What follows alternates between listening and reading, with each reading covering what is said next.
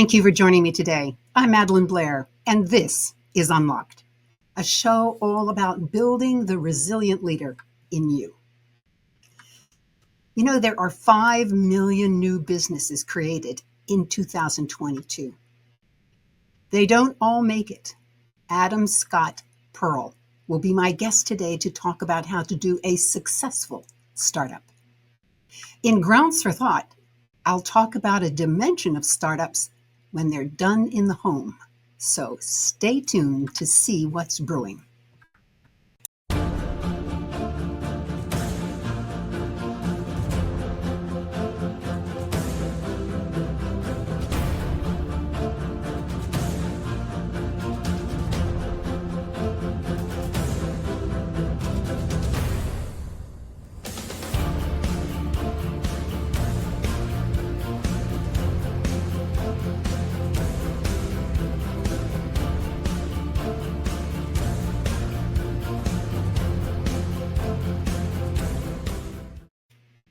I'm Madelyn Blair, your host of Unlocked, so welcome back.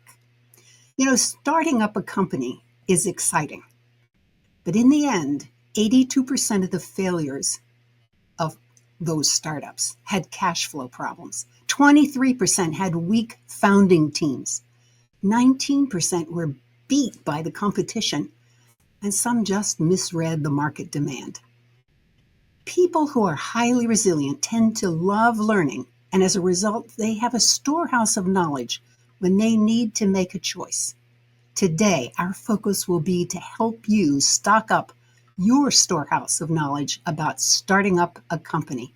So I am delighted to welcome my guest, Adam Scott Perl. Adam, welcome to Unlocked. Hi, Madelyn. How are you? I am just terrific today and glad that you were able to join me. Let me tell the audience a little bit about where you come from so they know that you really are real. How's that? Okay, let's start. Adam Scott Perl is currently the co-founder and CEO of Arrangr, a startup focused on revolutionizing the way meetings are scheduled. And I'm hoping that he'll give us some more details on that. He has 25 plus years of extensive corporate development, strategy, and leadership expertise. Adam has a deep depth of merger and acquisition and experiencing identifying strategic opportunities and then analyzing, modeling, negotiating, and guiding the acquisition process from the letter of intent to closing. He's been in several high-level positions in various corporations across different industries, and I love the breadth of his experience. There are lessons in management that are honed when you see them from the different issues that characterize, say, manufacturing versus retail or tech. I know my own experience spans tech and hardware, research labs, international banking, and university. Management terms used are the same, but you implement them very, very differently on the industry, depending on the industry, and the kind of staff needed, the customer profiles, and many more factors. So it is with great pleasure for me to talk with someone who brings such a rich set of experiences to help those who are looking to start up a new enterprise. So, Adam, are you ready to begin? Very ready. All right. You know, we have so many things to cover today, but I'd like to begin with the individual entrepreneur. What needs to be going on inside this person that will help them or her through the challenges?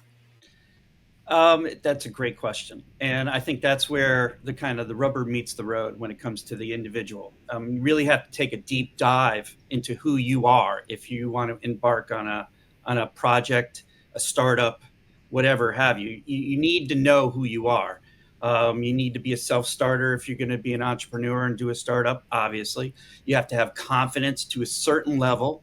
You can't be shy. You can't be unsure of yourself. People need to feel secure with your vision and your dream. So having a little bit or a moderate amount of confidence obviously is a necessity.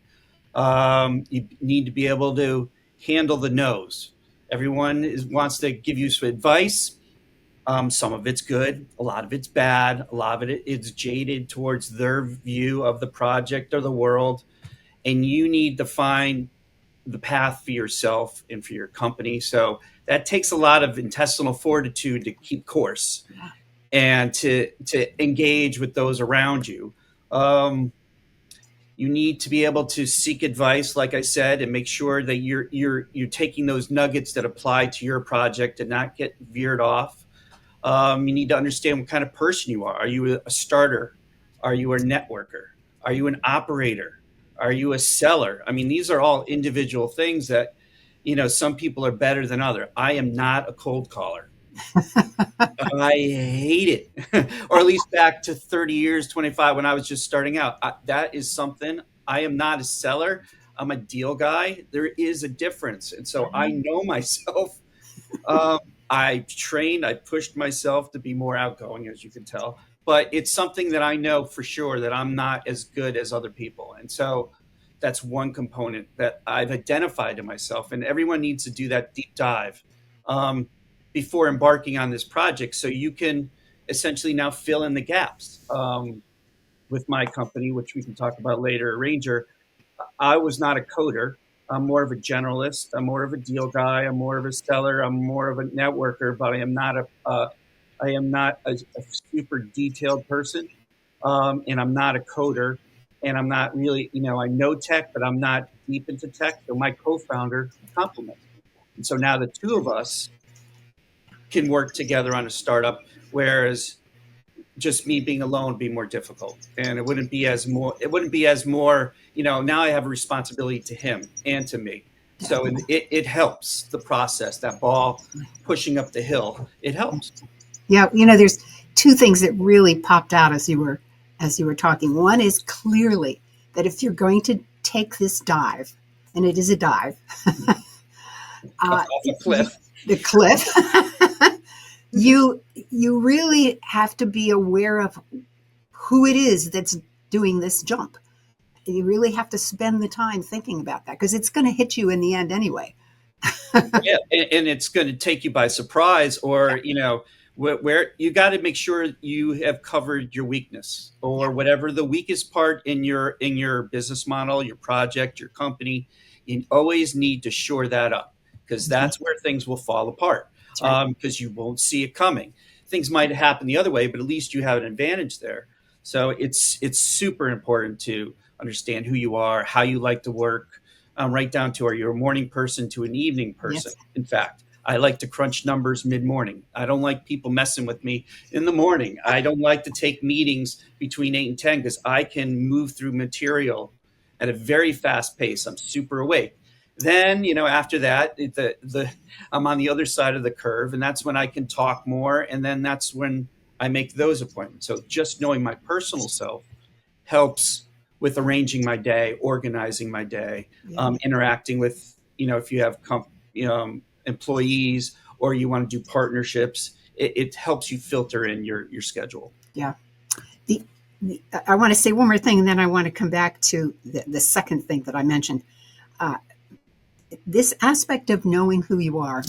I wrote a book about, 14 years ago, called Writing the Current. I actually have a copy here. I want one of those. It's how adults learn. Because at that time, everybody was being overwhelmed by the internet. It was really just beginning to absorb every spare minute that we had. And so I wanted to see how adults really handled that. One of the strategies that came out of that work was asking other people what you do well. Why do you come to me for information? When is it that I've really made a contribution? And it comes back to your point about knowing who you are and what real strengths you bring to the table. Because sometimes we kid ourselves. I actually found that I had strengths that I thought didn't exist in me, because other people said, "Oh, no, you don't understand, Madelyn. This is what you do really well." I said, "Great." Okay, so that was one thing I wanted to comment on. But the second point that you said early on, and I think I heard it right, was that you have to learn to say no. And I thought, wow, that is so important when you're starting out in something where, especially in a startup, there's nothing to give you precedent, so to speak. So you have to be pretty sure and willing to say no. Say no to yourself. as too. well. More, Yes. more for me, more important. I'll say yes. I'll talk. I'm about getting the business going. Yeah. Because that's startup is that first 3, 4, 5 steps. But internally, you can't.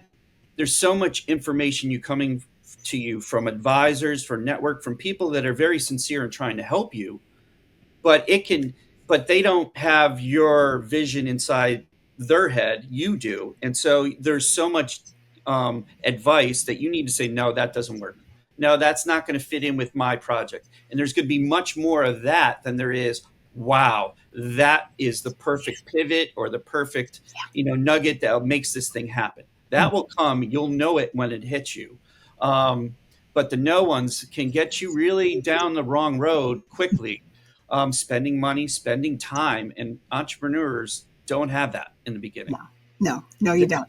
You just don't have any extra time or money, unless you get a nice funding. But that's a whole nother story. But you don't want to burn through that either, because in the end you might need it. So it's the no's. Well, when I prepare these sessions, I always ask teenagers, what questions would you ask this person if you sat in my seat? And this is one of their questions.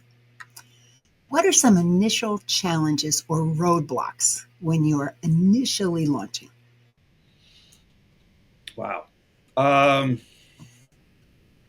Initial roadblocks when you're initially launching. Well, I'm gonna pivot on the word launching. I mean, that's when there's lots of ways to look at that. So if you have a product, a minimal viable product, have you tested that first and then launched? That's pivotal in my mind. Have you done the homework to verify that this idea that you have in your head or this business is actually something that someone wants?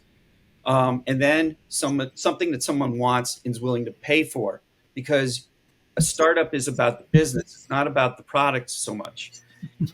You need to make revenue to continue on, to pay your employees, to make a profit, to live the dream, whatever that may be.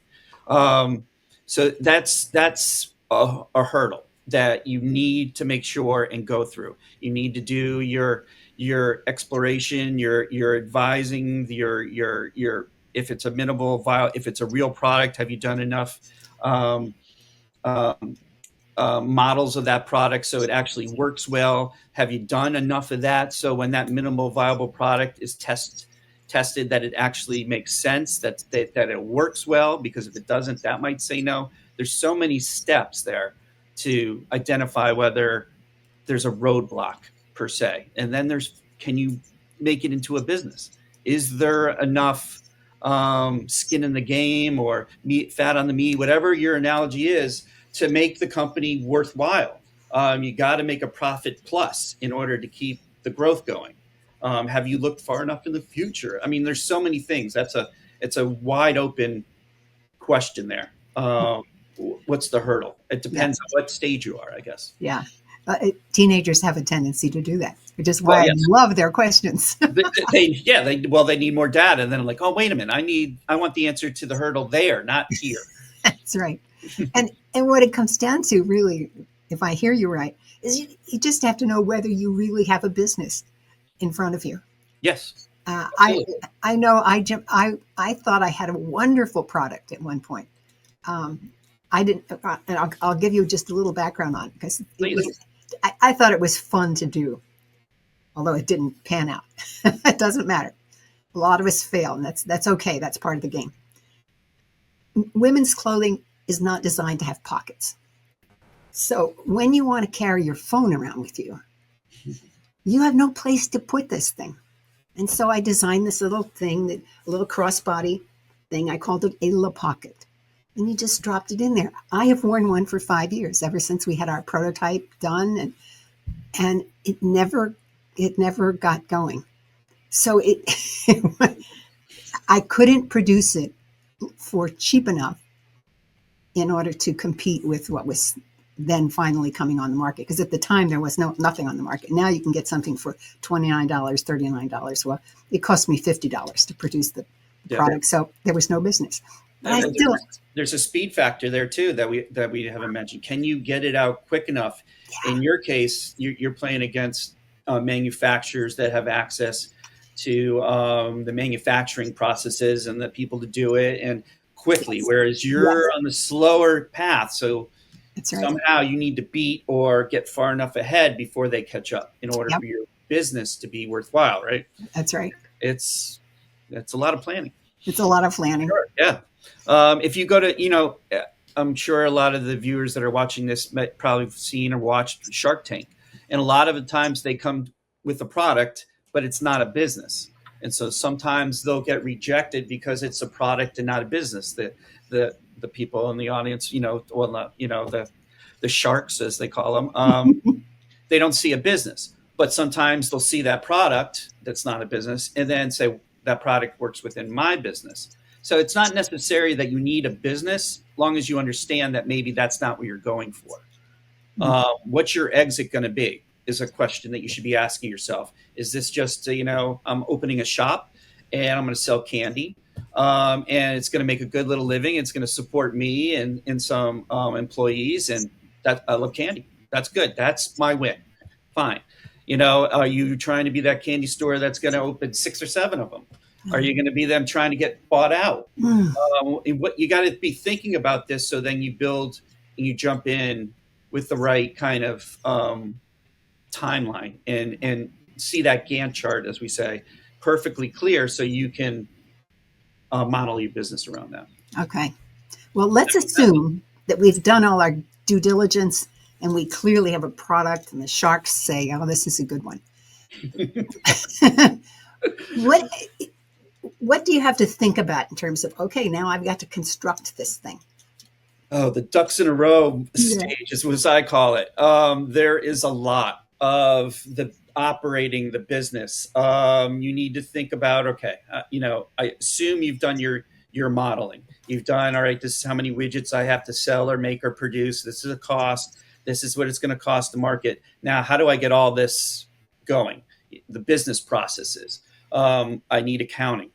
I need to be able to have a booking system. We use Xero, Xero. It's like a QuickBooks. There's tax software like TaxAct. We're a C Corp. So we can't just get on TurboTax and do it, or we can't hire accountants, but I'm pretty well versed in that myself. So it's a way I can cut a corner. There's payments, Stripe or Square. There's international tax. Arrangr.com sells all over the world our product. So we needed to understand what the taxes are in every country, whether it's EU or now EU separated from the UK versus Asia. There's a software package for that.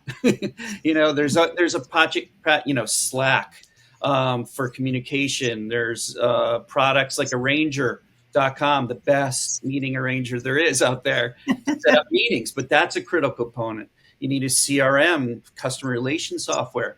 These are all things that you're like, wow, I can do it all myself, but it takes time. Those things add up on the monthly basis. So you just really need to think about these things now that you are green-lighted yourself to go forward, and start working on those right away now, so they work well together. Because you can quickly find out that you are all over the place trying to do all the things I just mentioned, which is a list, but it can be put together in a procedure and a process on your own calendar that you just get it done, or you can hand it off. But it's better to get those ducks in a row now and build from there your business at the same time. Mm-hmm. That's where it comes in handy to have a co-founder or someone, because Ryan in our business does the product, and I do all the business operational stuff, as well as the, selling and getting the team going and stuff like that. I'm more of the trains keep on time, and Brian's more of the builder. There's another aspect about having a co-founder, in that you simply have another person to interact with when you're starting out. Yes. I have never had that. I've always been the sole owner, and yes, I have colleagues everywhere and they talk with me gladly, but they don't have the same skin in the game as a co-founder. Yeah, Yeah. so that makes a real difference. Well, Yeah, there's I have one, actually two co-founders.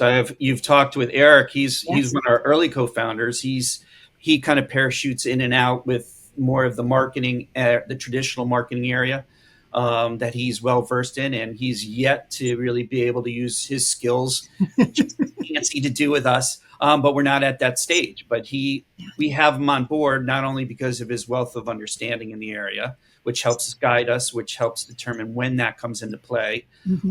but it's someone to bounce off ideas with, Yeah. to wake up in the morning and answer to yourself. Like you, I was a sole founder of a clothing retail brand, UV Clothing. Um, and working alone, it can be tough. I always say we, but it was did pretty well. But I enjoy what I'm doing now with my co-founder vis-a-vis when I was alone. Hmm. It seems better for me, more right for me. Yeah. Again, now I know myself. We learn as we go You along. learn as you go along. Don't feel bad. Absolutely. Yes, don't feel bad when you're doing these things. You're going to No. fail a lot, but that's a win. It's like baseball. Exactly. Exactly. It's what did I learn from that? Then they Right. go on. Now, there's another piece to this, and I want to touch on it because I think it's very important to my audience. What about family? Mm. What should one be thinking about in terms of family? And There's your other co-founder. Maybe your investor on not on paper, but in reality. Mhm. Wife, kids. It's when you are all in, you only answer to yourself. And if you're a self-starter and you have the motivation, that's a lot of pressure on yourself. You have to get the job done. It's not like you're punching a clock and going home to your family. Your family, we're all punching a clock. Um, family needs to understand that it's not a 9 to 5 or an 8 to 4 or a 9 to 9 in today's world, especially with hybrid and remote working. It is 24/7. You might get a call from Europe or California if you're overseas. You might get a call in an emergency, and there's no other person to handle that. Your family is also a good source to, it's not all bad, but they're there to support you as well, further support in addition to your co-founder. But it's something you just need to go in wide open your eyes. Like my family, and we're a calendar meeting company, so I have a calendar for my daughter, I have a calendar for my son, my wife has a business calendar, the family has one calendar that we all dump stuff on. My kids each have their own lacrosse calendars in there. My son puts in, when he works. And so there's 7 calendars there. And in order to find time, we get together on Sundays at dinner and we go, all right, where's the calendars? Pull them out. What's going on? What do you need? We kind of make it into a fun thing. My kids are going to be sophomore now in high school, and they still think it's fun, kind of. But it's something that a entrepreneur startup person's going to get in spades. So just know that that's part of the deal. Okay. Make sure your family understands that if you're starting Yes. once you have the family. Yeah, they've absolutely got to be on board. Yeah. Yeah. My husband has been a super supporter. He And does. there's ups and downs. I mean, there's ups and downs, and there's goods, but it is a roller coaster. Yeah. So Yeah. it's not all going to be peaches and cream. Although I wish one of my projects would. It's a lot of work. It's a lot of work. A lot of work. All right. So we now have our startup going. We've got our business. We've got the necessary pieces. What are some things that keep you going? Because let's face it, the startup time, we used to say that it was 3 months and then it was 6 months. I think it's 3 years for some kind of businesses. Um, I've advised so many people who at the end of 6 months said, but I'm not there yet, Madelyn. And I say, it's not, it's just not time for that. Well, it does depend on the business, but yes, Yeah. you're all the best plans in the world, your financial pro formas, as we used to call them, your cash flow expectations, your expense, everything is going to be fluid. And it's going to get better and better as you move through the process.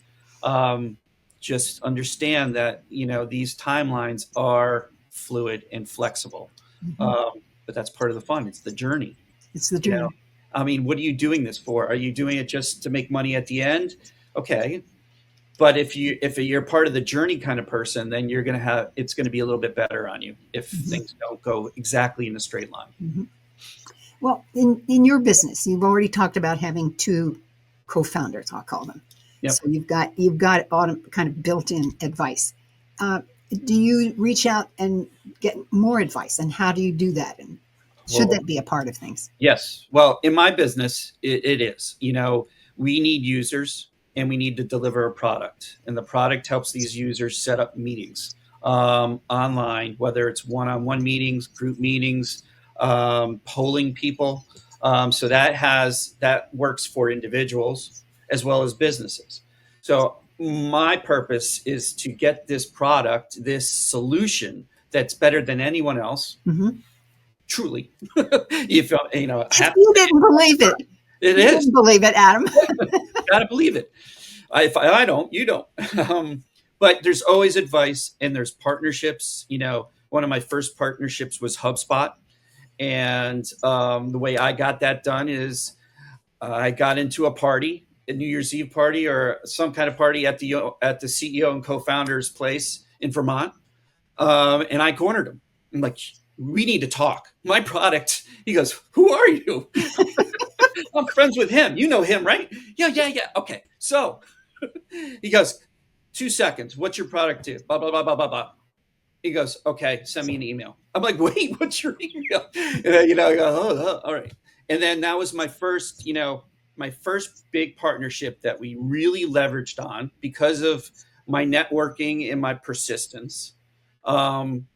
And then that happened to sprawl because the person that he handed me off in his business moved on to Typeform.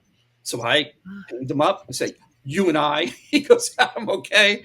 And then he went to another one. He goes, I'm just following him in his career now. Why not? And building up partnerships. That all started with a crazy interaction that I didn't force, and it wasn't just luck, but it was just inertial. Mm-hmm. You got to put yourself out there. So that's a partnership example of networking. How did you use those partnerships to really better understand? I'm projecting myself. Okay. How I do it to better understand what the user's needs really were, because you're talking about scheduling meetings. Yep. Well, there's a lot of products out there. So how did you hone in on what the real lever was?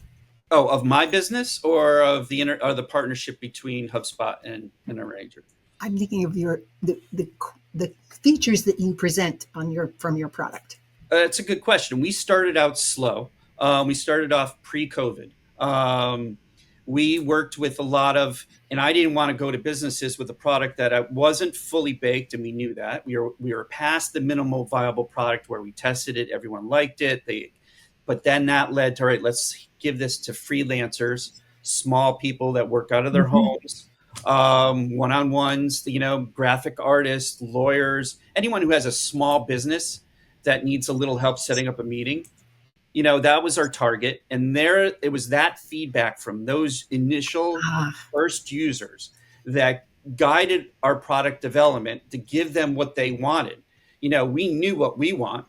We knew what we think they want, but, they're the ones that are actually using it. So, and then it spread into a little bit into education, teachers, admin. And so there was items and features in our product that you can't find anywhere else for, like booking pages. For instance, a professor, he has one course. He wants people to schedule, professor hours with him. But at the end of the semester, he doesn't want people keep scheduling because his schedule changes. So we'll have a time where that scheduling page will disappear automatically. So the professor doesn't get more chaos, as he said. Yes. But that's all feedback that we get from going to our users and asking them. And then obviously our product grew organically into smaller businesses. Then we started collecting more data from them. And then so all of a sudden we have a well-rounded product that doesn't have dead ends, as we say, meaning, well, thank you for the booking page where someone can click on and set up a meeting with me. But I want to go set up a meeting with Madelyn. And I don't want to send her to an inbound link where she has to do all the work to schedule a meeting with me that I really want with her. That's counter to business. Adam, thank you very much. I Well, sometimes resent that. I so do. I mean, it has a perfect place. Yeah. It is a perfect solution for some things, but that's a square peg in a round hole. It does not work with every person or every meeting day to day, month to month. For you, I would say, let's meet at Tuesday at 2 on Zoom, or maybe Thursday at 4 down at Starbucks around the corner from you. You can select. And if it doesn't work from there, then it tumbles you into, all right, what would you like to do? So that's another feature that we kind of started building upon. So now you have a scheduling or Arrangr solution, not just a scheduling or a booking page. So you were constantly monitoring how people were using it, what they needed, what they couldn't do, their complaints probably as well. Yes. Oh, yeah. And you have to have fear. I wake up every morning fearful of a competitor or a change in the market, such as AI. But we're going to use that to conquer the world with our product, by the way. Come back soon for 3.5 and 4.0. But you need to be looking with your eyes wide open. As a generalist, I have a lot. I subscribe to The Information, which is a tech kind of newsletter that goes out all the time. I submit to a lot of different things, so I got my eye on what's going on, or try to. It's a lot of work again, but with coming into your phones, you can quickly glance. Just keep abreast a little bit of what's going on, so you're not caught flat-footed with the way your product's development and what the needs are going to be. Try to get your crystal ball, spinning. Don't trust it too much, or rely on it too much. But you really need to have that kind of forethought. Okay. I'm thinking of ways in which you obviously have to get people to understand your product, know that it exists. Yes. Do you use social media, and how did you make that choice that you were going to do that? There is no choice for what we're a software as a service. It's called a SaaS. There is no better way for us to or cost effective way to find people who need to set up meetings. You're on social media. We can guide our posts, and now we're starting to get into ads directed at CIOs, chief information officers. Mm-hmm. They're the ones who make the decisions, or CTOs. Or we can drill down and we can put our product in front of them. There's tools to find your competitors' kind of users and upload that into these systems. Believe it or not, it's scary. It's very scary. But then our ads can be floated in front of our competitors vis-a-vis someone who's not interested in scheduling. There's no other way to get your name out there. We've gotten reviews from HubSpot and from other sources that will rank my service against my competitors, and we'll rank it according to features into some cases.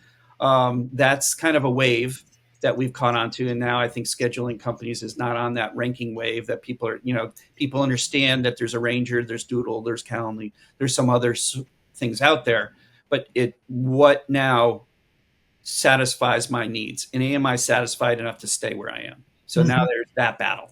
So we came to what's a scheduler to here's a couple of us, and now are we happy with what we got?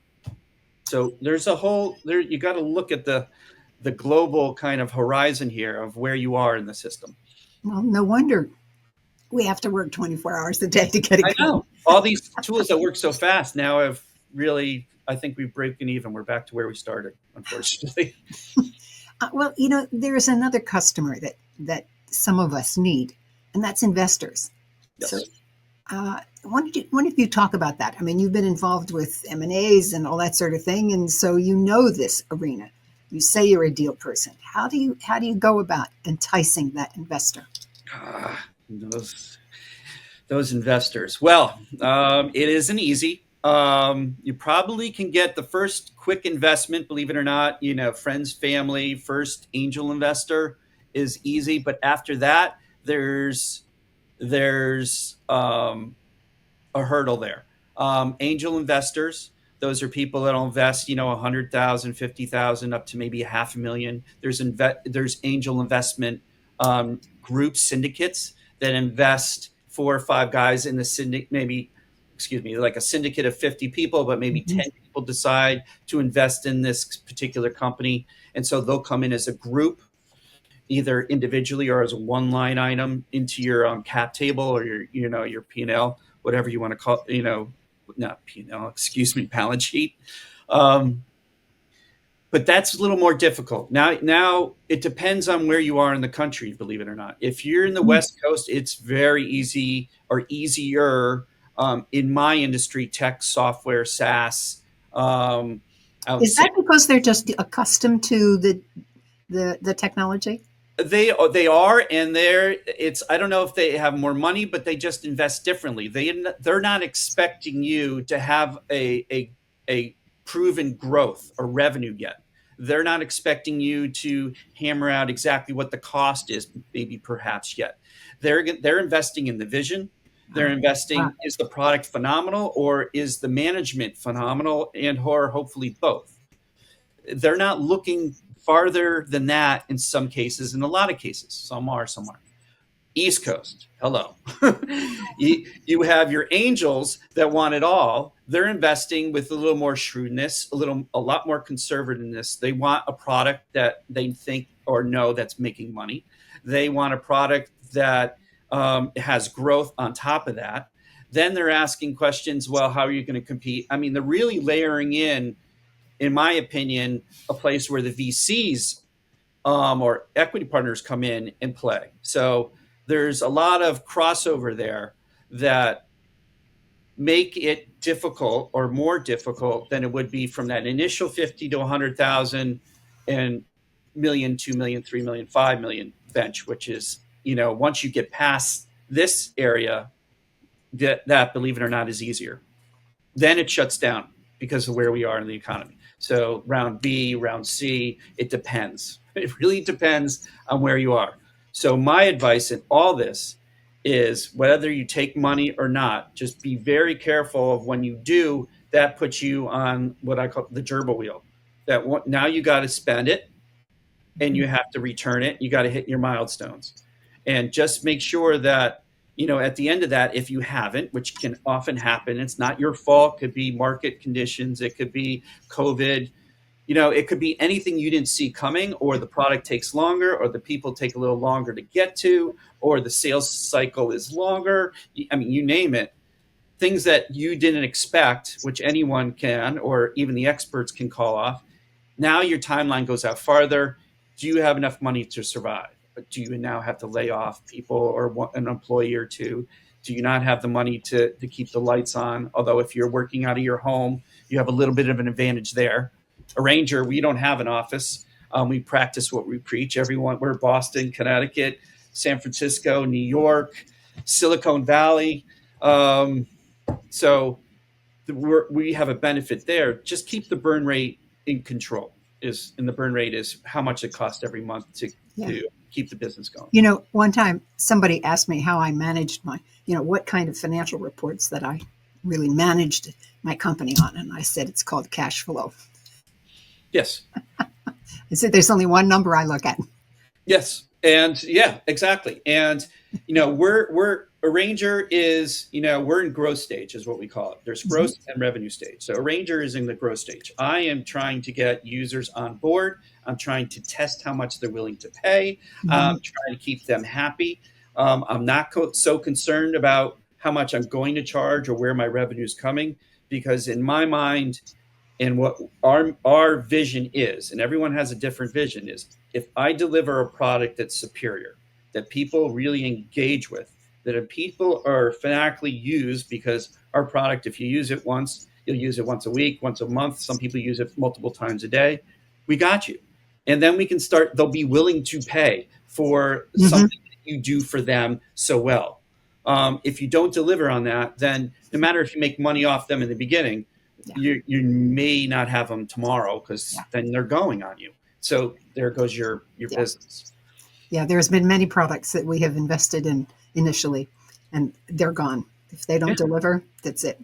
It's just that could be a thing. People, a lot of companies don't make a lot of money. Like Amazon didn't make money till, I don't know, I 4 or know, a 5 years long ago. time. Remember, Right. And everybody was questioning whether it was a viable business. yeah, I looked at it, I'm like, whoa, I don't get it. That's a business model that, growth, growth, growth, growth. I'm more of I'm in between. I want to get growth, growth, growth, get a little bit to the tipping point, then start charging and keep my momentum going. Mhm. Because that's our product's vision, but our business vision. But just know what you're doing, or try to don't be that ping pong where I'm going to be revenue today and growth tomorrow and growth today and Ah, revenue tomorrow. Then your investors won't buy in. Back to the original question here. Your money from your investors will go out the door too quick or too slow, because then you're not growing fast enough. It's all part of this puzzle that has to fit together pretty well. hmm. Well, I have another question from my teenagers. Oh, And good. this one you'll love. Should a young person consider starting up a business, or is it better to begin by working for somebody else? Oh, wow. Um, I went to Babson College, which is an entrepreneurial school. I mean, it's all about that's their thing. Um, and so everyone comes in there with, either their family's got a business they started, or they want to start a business, or they feel that's where they want to be in life, eventually. Um, there's two trains of thought, and they both are valid. One is, you got to work for someone else first. You need to get the skills. You need to understand what it is to work within a environment that has coworkers, that has timelines, that has deadlines, that Hmm. there's invaluable acumen there that people can get, vicarious knowledge. It's all there. But if you have something that is so special, do you think, or that can help you with going to college, or help you after college, there's no reason why. It's a toss of a coin in my mind. I see teenagers that start things on their own. They learn a lot, Yes. and they grow up. There's a business maturity to them, that once you go to college, or you don't go to college, you go into another business that you bring with you, that will help that business a lot. So I think it's up to you. I really can't say one's better than the other, to be honest. Okay. Actually, I like that answer because the world needs both entrepreneurs and it needs people who want to work in a different way, in a different format. So that makes sense to me. Yeah, And I our saw young a post today. Not to interrupt, I saw a post today. Should you? They were asking entrepreneurs, would it have been better if you just did not start something on your own and just became number two of a company rather than number Mhm. one?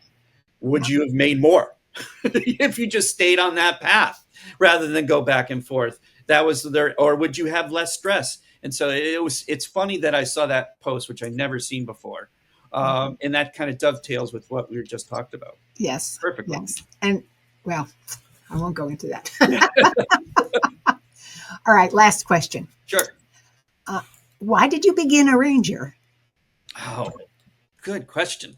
I was advising Ryan, my co-founder, on another business, and he came up with this little applet that set up times, because he was trying to set up networking with other people. It was always my calendar, your calendar, what time, what place, and it was a pain in the neck. So he came up with this little thing, and I'm looking at it. And at the time, I was back out in the real world, so to speak, as a CFO of a climate company, and all I did was set up meetings, and it was like date, time, where, and it was back and forth, and the amount of time I was doing that was more than the actual meetings, which that's the whole point. Unless your job is setting up meetings, then that's the last thing you want to be doing. You just want to be in the meeting. And so I saw it, my lights went on. I'm like, wow, I could use this. I couldn't find anything out there like it, so I did a little bit of due diligence. Um, and that's how we kind of started pre-COVID. We had the forethought, I think, luckily, to integrate Zoom and Google Meet into it. Beautiful. And then COVID hit, Yeah. and Zoom shot up. We Mhm. shot up. Everything changed in the world. Obviously, Yes, it we all did. remember that. But here we are after that, and that little idea and how we started it and how we can make things better is now really morphed into something that is relevant for today's way of work.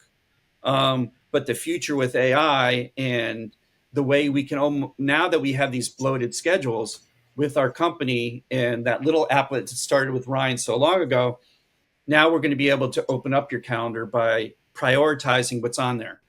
So if Bill Gates wanted to set up a meeting with you, Madelyn, I would say yes. right, and the meeting was already scheduled with me, and you're like, you know what, I love Adam, but Adam could be later, and I understand. Although I'd be a little hurt, but then I'd want to get done. But it would take mine off your calendar, and Bill would see an open schedule, or you would see an open schedule for Bill. It gets done. It gets locked in right away, and then Arrangr is going to automatically reschedule me. Wow. So you're not going to have to worry about me either. So all of a sudden, your schedule that's nuts can open up and get the right meetings at the right time and make it. So things are moving fast, and that's our vision. That's our next step. Fabulous. Fabulous. Well, Adam, I have just so enjoyed this conversation about the excitement of starting a business. I mean, I started mine so many years ago. I sometimes think, do I remember it all? Actually, as you were talking, I was remembering everything. Yeah. Well, it's like looking at your child, right? Your child picks on iPhones or Facebook. Oh, I remember that. It was so great. Yeah. And you're like, okay. It's not quite like that, but yeah. Pretty close. Yeah. Well, I just want to thank you so much for your time and your energy. Sure. And all the wonderful My pleasure. Thank you so much. All right. Thanks. We'll do it again. Very good. All right. Cheers. Bye. Every now and then, there is something that changes how I think about the world. Grounds for Thought is a place where I talk about these moments so that you can explore the meaning for yourself. As I said, I really enjoyed Adam's points. You really have to have fire in the belly. You have to believe in your product, and you have to have a deep desire to help the world. You simply, whatever it is, that fire has to be in your belly. You have to work with the numbers. I love the fact that he went over and over again that you've got to do your due diligence, because there has to be a real business there. And you have to find ways to support yourself, whether it's your resources, whether it's your family, whether it's your staff processes, accounting. The list is a long one. And you have to have a network that continues to build that capability that you can bring in the right advice. And last but not least, you have to have a customer. But there's one thing that Adam didn't talk about. Well, he did briefly. I take that back. He did briefly.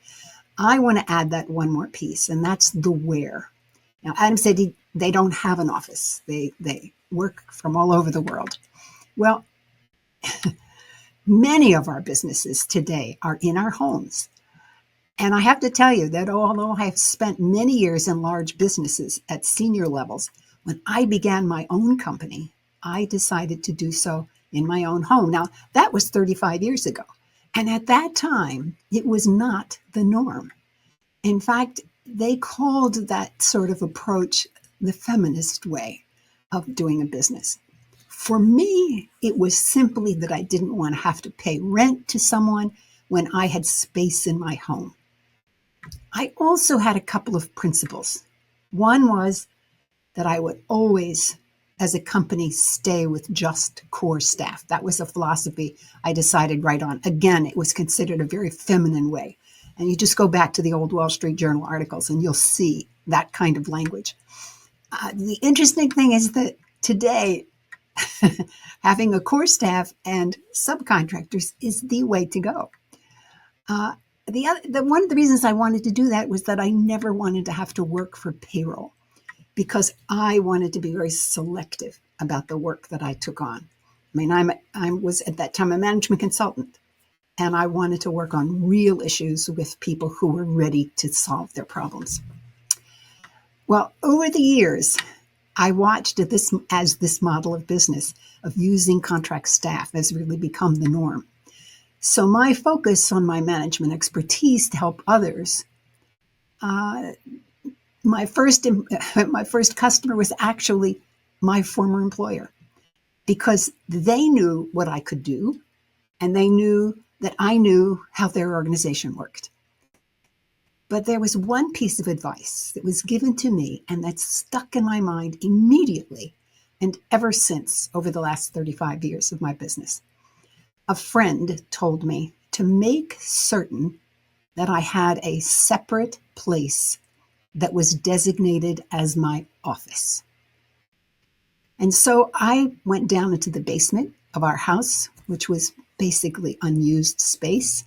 Fortunately, one of the rooms had a sliding glass door out to the outside. So I said, okay, that'll be my office. And I made it very clear to everybody at home, the family, that's my office. And when I go down there, I'm going to work. And when I come back up, I'm available to you as mother, wife. And that really has served me well. That small piece of advice. I now have taken over the entire basement, and I probably spend 10 hours a day here. And so over the years, I've slowly made the office more pleasant, shall we say. The cinder block walls are gone, and we even have some carpeting. It's rather pleasant down here. As I said, people had to recognize that I was there to do business. There was no casual visiting that was allowed. Nobody was allowed to bring work upstairs. So oftentimes I would have my contractors be working with us and I'd invite them to dinner. Some of them stayed over, but they weren't allowed to bring the work upstairs. I designed the space itself to support the work. So there's work areas. We even have a small kitchen. All the facilities are here. And I invested in technology. And when funds were available, I enhanced the office with high-speed connectivity, the latest hardware, ongoing learning and training of myself as well as my core staff. And I slowly built a group of colleagues who support each other and me. I think at our highest peak, I had about 40 subcontractors around the globe that always said yes when I called them and said, there's a new project coming on. It's turned out to be a very satisfying activity and business, all because this one friend said, make sure that you separate a piece apart someplace that's called your office if you're going to live in your home. So that's my grounds for thought for today. I want to thank you for joining me today, and I hope you have enjoyed the conversation and learned something new. I know I have. And if you'd like to explore what it means to turbocharge your resilient leader in you with me, give me a call or send me an email. Just come to my website and you'll get all the information you need. And if you're on YouTube, do click that like button. And if you haven't done so already, subscribe. I'm Madelyn Blair. And I'm wishing you infinite possibilities as you unlock your resilient leader.